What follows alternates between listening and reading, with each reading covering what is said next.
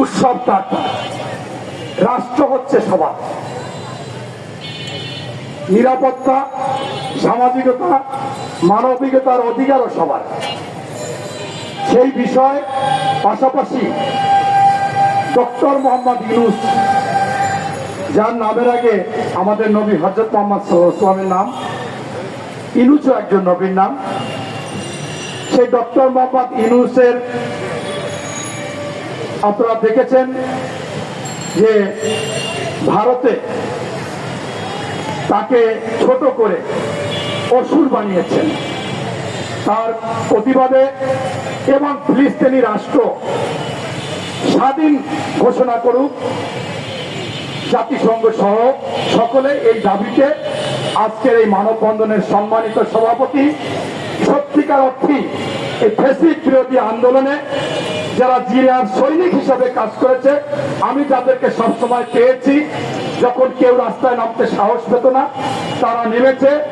সেই সংগঠনের সম্মানিত সভাপতি এনামুল হক মোল্লা, সঞ্চালনায় আছেন সংগঠনের সাধারণ সম্পাদক রিয়াজউদ্দিন বাদশা, উপস্থিত আছেন বিএনপির অঙ্গ সংগঠন মৎস্য দলের কেন্দ্রীয় কমিটির নেতা গাজী মোশাররফ ভাই, এবং যারা এখানে দাঁড়িয়েছে প্রত্যেকে আগে আমাদের সাথে আন্দোলন সংগ্রাম করেছে, আমরা আমাদের সহযোদ্ধা।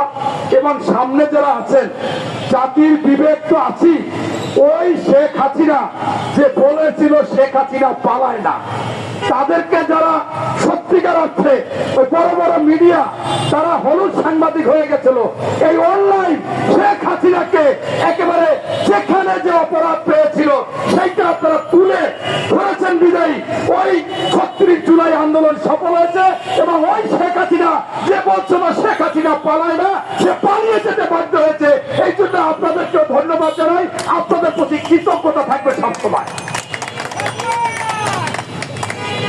আপনার আজকে ডক্টর মোহাম্মদ ইউনূসকে কেন অসুর বানায়? আমাদের জামাতের ভাইদের এত তলে তলে জ্বলে, এত তলে তলে মাঝে মাঝে এমন এমন বিষয় নিয়ে আরাম লাগে যা বলার মতো না।